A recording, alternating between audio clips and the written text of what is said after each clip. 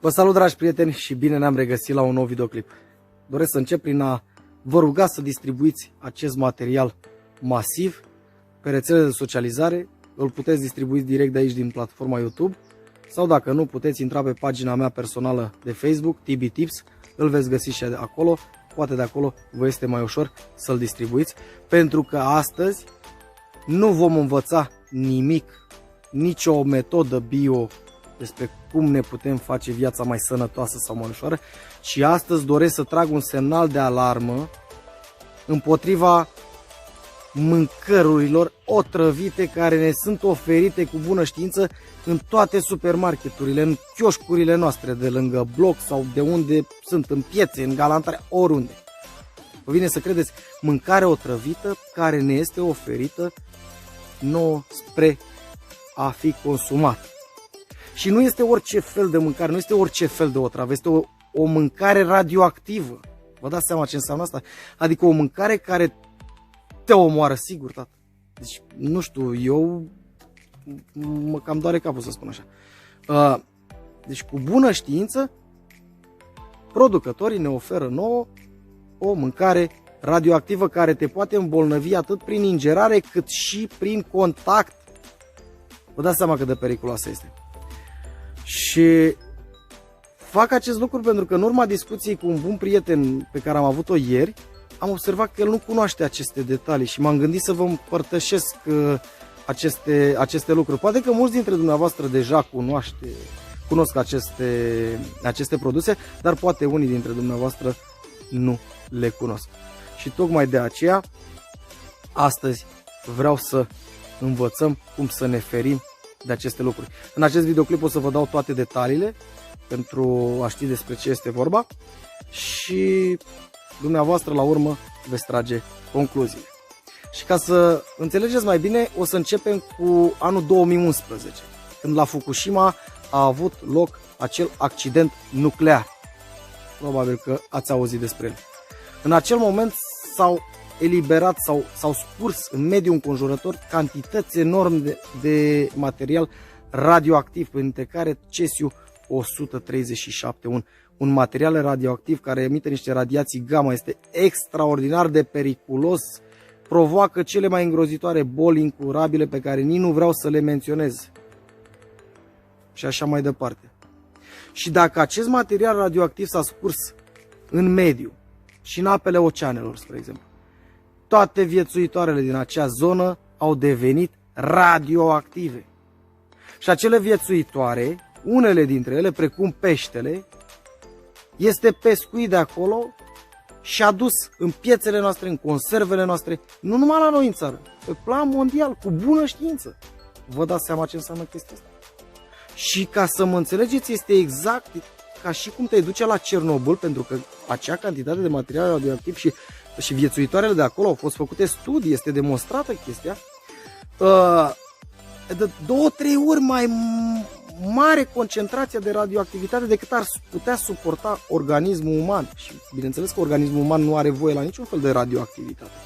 Ca să mă înțelegeți mai bine, este exact cum ne-am duce la pescuit la Cernobâl, în imediată apropiere a zonei aceea închise, delimitate, am prinde un pește de acolo, l-am luat, l-am duce acasă, îl punem în tigaie, în tuci, în ce vrem noi și îl servim cu mare plăcere cu familia, pentru că ne este prezentat ca un produs sănătos. Ați avea curaj să faceți acest lucru?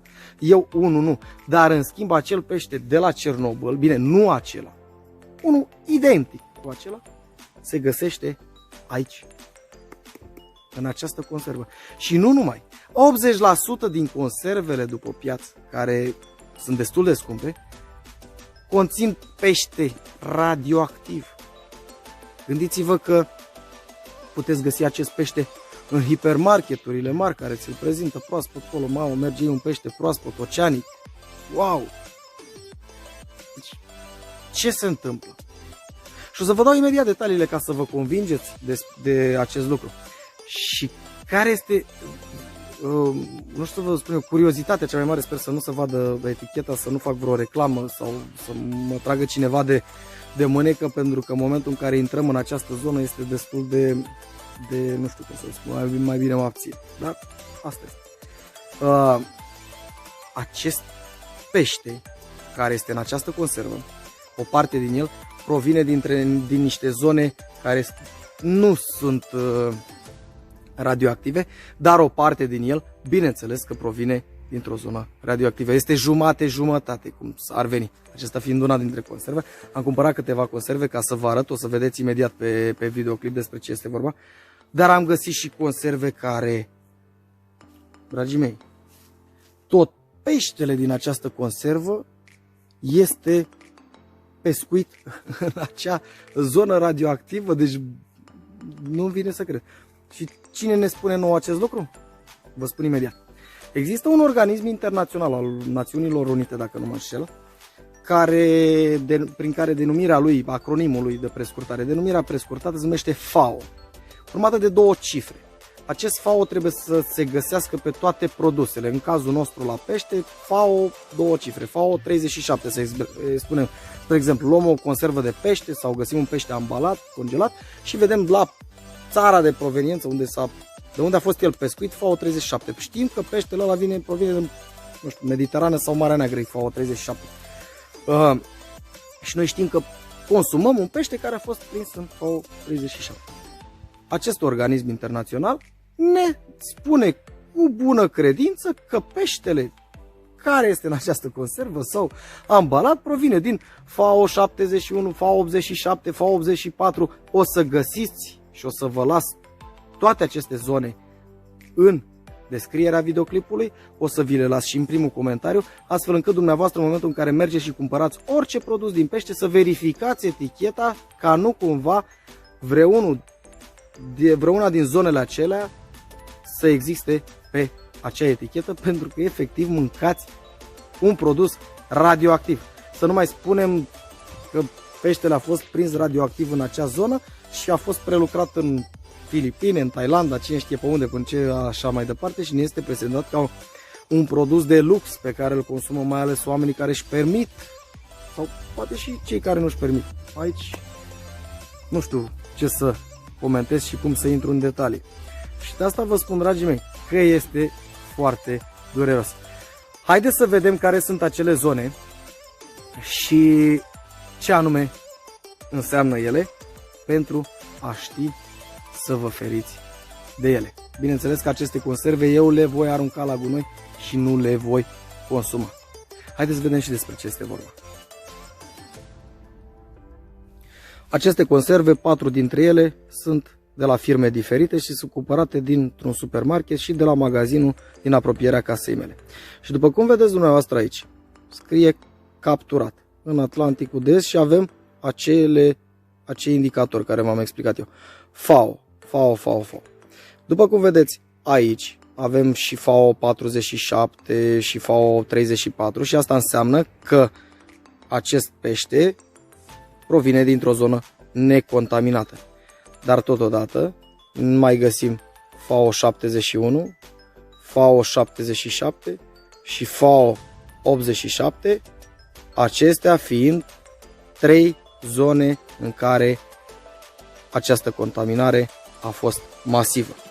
Luăm altă conservă de la alt producător și observăm aici, curios, acesta din urmă a fost capturat doar în FAO 71, fapt care înseamnă că acest pește total care există în această conservă este radioactiv. Efectiv, eu acum am risc sănătatea doar că am pus mâna pe această conservă. Haideți să mai luăm alt producător, să vedem ce spune și acesta. Zonă de pescuit. FAO 87. Radioactiv. Hai să luăm și altă conservă. Chiar dacă are aproape aceeași etichetă, este de la alt producător și vom găsi capturat în partea centrală așa, FAO numărul 37, 41, 47, 51, 57 și găsim aici 71, 77, 87, probabil că și 81 zone radioactive. Ce mai e de spus, dragii mei? Deci eu țin acum un produs radioactiv în mână, care dacă nu știam ce înseamnă, mergeam în casă, făceam o salată din aceea cu ceapă, așa cu puțină lămâie sau oțet și o consumam împreună cu familia. Și ce făceam eu? Mâncam un produs radioactiv, vândut cu bună știință în rafturile din magazinele noastre. Vă vine să credeți așa ceva? Dureros. Nu vreau să comentez mai mult pe acest subiect, pentru că în momentul în care intrăm în zone din acestea, este destul de, nu știu să spun așa cum, mai bine mă abțin. Și tocmai de aceea am și început acest proiect, în care să prezentăm, să lăsăm o bază de informație, o grămadă de soluții prin care noi ne putem face viața mai ușoară, mai naturală, mai aproape de cum trăiau bunicii noștri și părinții noștri, pentru că toți bunicii mei, nu mai am niciunul în viață, Dumnezeu să ierte, să le fie țărâna ușoară, au trecut de 90 și ceva de ani. De ce? Pentru că au mâncat sănătos. Și au făcut războaie, și au trecut foamete, și au trecut tot felul de chestii. Dar ce i-a ținut în viață? Credința față de Dumnezeu și mai ales mâncarea sănătoasă și aerul nepoluat. Acum, dacă găsim o travă la raft, ce pretenții mai avem noi de la, nu știu, chestiile astea care le găsim nefiscalizate, o grână, o chestie care ajunge oriunde. Am rămas marcat, v-am spus că eu nu știu că multă lume nu cunoaște acest lucru și tocmai de aceea am vrut să împărtășesc cu dumneavoastră aceste lucruri. Dom'le, ai muște în casă, că suntem oameni, intră, fie că ești la bloc, fie că ești la țară, ai o muscă. Păi te duci și dau o jumătate de spray de muște ca să scapi de musca aia, pentru că imediat ai plecat niște substanțe toxice, chimice, pe care le inhalezi, îți rămân pe acolo prin bucătărie, prin casă, pe unde dai tu. Nu poți pur și simplu să o dai afară cu o cârpă, cu un instrument sau pur și simplu fă o capcană. Păi musca aia nu e atât de rea, da? Folosește ceva natural, pentru că este mult mai bine. Legumele din grădină. Mamă, începe sezonul stropirii sau pomii. Dă-i de muscă, dă-i de fungicid, dă-i iară de muscă, dă-i de lepidoteră, dă-i de coacere, dă-i de Dumnezeu să-i mai dai acolo. Îi dai de vreo 20-30 de ori și pe urmă zici, mamă, ce bun e mărul ăla care stă 3 ani de zile ca bibelou în casă. Păi, dragilor, noi efectiv ne facem viața grea și v-am spus, încerc să vin în sprijinul celor care sunt interesați cu acest canal, unde să lăsăm o bază informativă pentru noi și pentru generațiile următoare, în care să găsim soluții care nu sunt chimice și care nu ne influențează sănătatea. Acestea fiind spuse, dragii mei, sper că a fost un clip informativ, care nu v-a plictisit, sper că v-a învățat un lucru util. Verificați în media, online, ceea ce v-am spus eu și veți vedea că este adevărat și sfatul meu este să vă feriți de el. Acestea fiind spuse, vă doresc o zi minunată și să ne revedem cu bine la următorul videoclip, în care probabil vom face o capcană pentru șoricei în loc să punem o travă, pentru că sezonul de toamnă se apropie și ei se vor trage pe lângă gospodăriile noastre. O zi bună vă doresc!